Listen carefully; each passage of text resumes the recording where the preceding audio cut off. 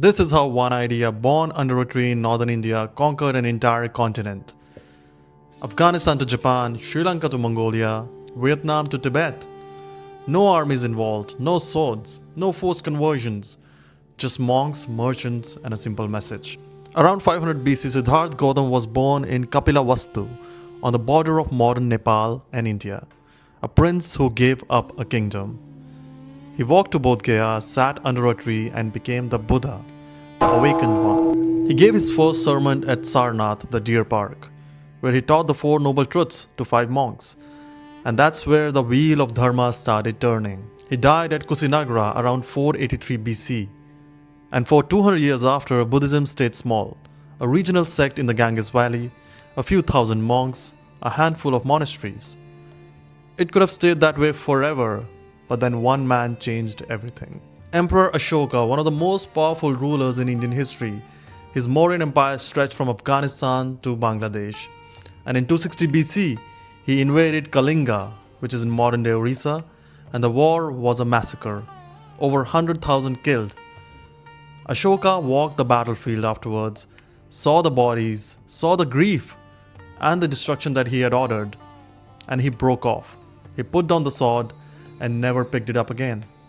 He converted to Buddhism, carved 33 edicts into stones across his empire, talked about non-violence, compassion, tolerance. Some of these still stand today. Under Ashoka and the rulers who followed, Buddhist art and architecture exploded across India. The stupas at Sanchi and Bharhut, the painted caves at Ajanta, the rock-cut temples at Ellora and Bhaja, the great stupa at Amravati, Nagarjuna Konda in the south. For centuries, India was covered in Buddhist monuments. Remember this, it matters later. Then Ashoka did something no ruler before him had ever attempted. He sent missionaries across the known world, to Central Asia, to the Mediterranean, to Southeast Asia, and then he sent his own children. His son Mahinda went to Sri Lanka around 250 BC. He converted the Sinhalese king Devanappiya Tissa. So an entire island kingdom was transformed.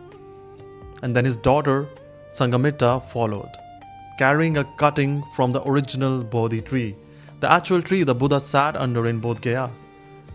It got planted in Anuradhapura in 236 BC. The tree is still alive.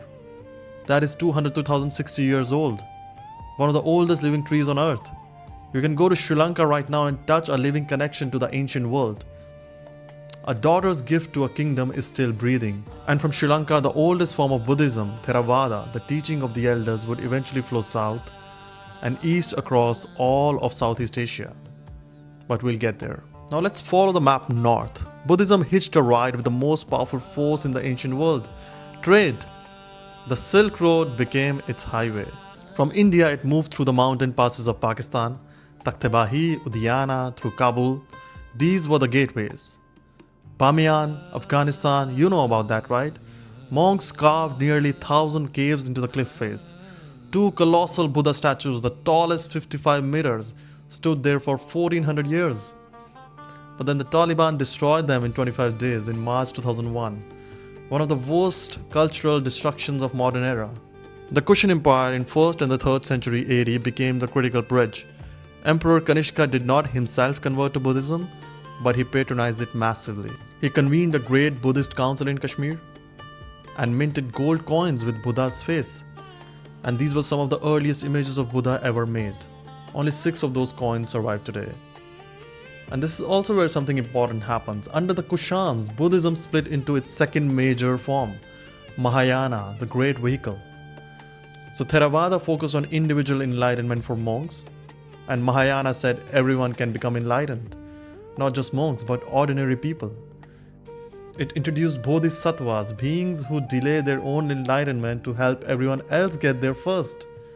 So Mahayana is what would travel north along the Silk Road into China, Korea and Japan. Let's follow the route. Khotan, Buddhism traveled here as early as 211 BC. Then Kusha, Turfan, Bezekilk, Kaizil. Each one an oasis town, each one a monastery. There were monks translating texts, merchants funding temples, ideas moving with silk and spice. In Dunhuang, China, in the Magao caves, there were hundreds of painted cave temples. A library sealed for 1,000 years was rediscovered in the 1900s. Tens of thousands of manuscripts in multiple languages are found. And they were not shrines, they were universities along the longest road in history. So by the 1st century, Buddhism had reached China. Legend says that Emperor Ming of the Han dynasty dreamed of a golden figure radiating light, and he sent his envoys west. And they returned with monks and scriptures on white horses. And he built the White Horse Temple at Luoyang, and it still stands. From Luoyang and Jian, Buddhism spread to Nanjing, Hangzhou, Beijing, basically every major Chinese city. And then the cave temples began. Yuangang, near Datong, 51,000 carved statues in 252 caves, built in the 5th century. Longmen, near Liuyang, over 100,000 Buddhist statues carved into limestone cliffs, some of the greatest Buddhist art ever created. But the story that matters most comes later. In 629 CE, a monk named Huangzang left China without the emperor's permission and walked to India. Across the Taklamakan desert, over the Pamir mountains, through Kashmir to the Ganges plain. It was 16 years, 600 Sanskrit manuscripts, and he studied at Nalanda, the greatest university in the ancient world. And the emperor who had forbidden his journey, he welcomed him home as a hero, of course. Yuanzhong's travels became Journey to the West. So the Monkey King, The Pilgrimage, one of the greatest novels ever written. It's based on a real monk who walked across a continent for knowledge. And Buddhism didn't just arrive in China, it became Chinese, right? It merged with Taoism and Confucianism. Chan Buddhism was born, and what Japan would later call Zen. From China, Buddhism crossed into Korean in the 4th century. Korean monks refined it, they built their own temples, developed their own traditions. And then to Japan in the 6th century, and one man transformed the entire country. It was Prince Shōtoku. He built 46 Buddhist temples in a single reign.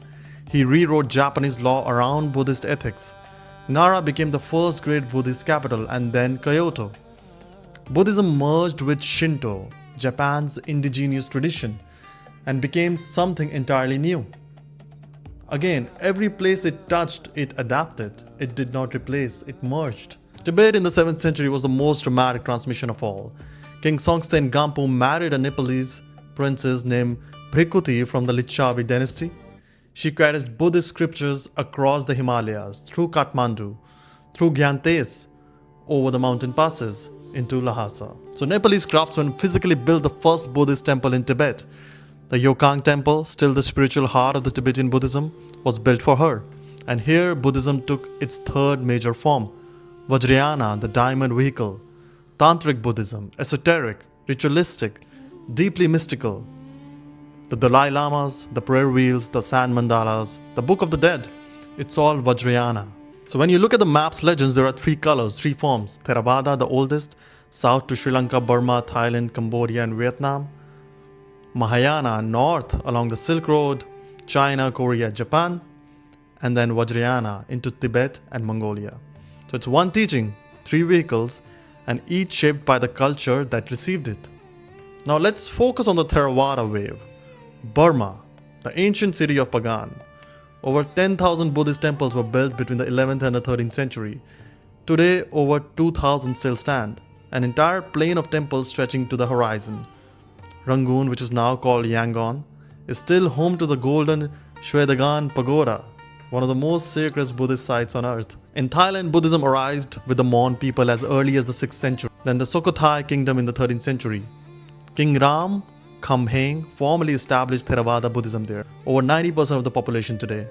Let's talk about Cambodia. Buddhism here goes back to the 3rd century, possibly Ashoka's own missionaries. But the site that stuns is Angkor. It was originally Hindu, but Angkor Wat gradually incorporated Buddhism. Now Vietnam is unique in this map. Look, 2 arrows, 2 centuries. In the north, Hanoi, Buddhism came from China as early as the 1st century. Zen and Pure Land traditions. Vietnam received Buddhism from both directions, north and south, China and India. That is why Vietnamese Buddhism is such a distinctive blend. Mongolia is Vajrayana Buddhism, the Tibetan form. It reached Mongolia and took deep root. Ardini Zoo, built in the 16th century near Ulaanbaatar, was the first Buddhist monastery in Mongolia. It was built on the ruins of the ancient Mongol capital Karakoram. Now, the same Mongol Empire that had once burned Buddhist temples eventually embraced the teachings. Now, let's come back to India. Look at the map again. See the shading over India. Buddhism in India until the 6th century and until the 13th century. And then it's getting down. Buddhism was born in India and it's not doing so well in India. Those caves at Ajanta, they're getting abandoned. The stupas at Sanchi are getting overgrown. The great university of Nalanda, where Xuanzang studied, was attacked by the Turkish forces in 1193. The library was burned, the monks were killed, and centuries of manuscripts were turned into ash. A Tibetan pilgrim visited 40 years later and found ruins and a handful of terrified scholars. The monks who survived fled to Tibet, to Nepal, to Burma, scriptures on their backs. That's why Tibetan Buddhism preserved so much of Indian Buddhist tradition. The monks who escaped brought it with them. What they couldn't carry was lost forever. Hinduism absorbed Buddhist philosophy. Islam had a part to play in destroying some of the Buddhist institutions. And the religion born in Bodh Gaya, that shaped a billion minds, disappeared from the land where a prince sat under a tree and woke up. Buddhism's core teaching is impermanence, Anicca. Nothing lasts, nothing you love, nothing you build, everything that you are will change. And its own story proved the teaching true. It became impermanent in the land where it was born, but permanent in every land that it touched. Look at this map one more time. Every arrow, every route, every century marked on it. It's not conquest, is it? It's not an empire. It's monks walking, it's merchants trading, it's princesses carrying tree cuttings across oceans. A single monk walking across a desert for 16 years because he believed the manuscripts mattered. A tree planted by a princess 2200 years ago still grows in Sri Lanka. 100,000 statues still line the cliffs at Longmen. The Yokhang temple still stands in Lhasa. The Magao caves still hold their painted Buddhas. The religion that said nothing lasts, lasted everywhere except home.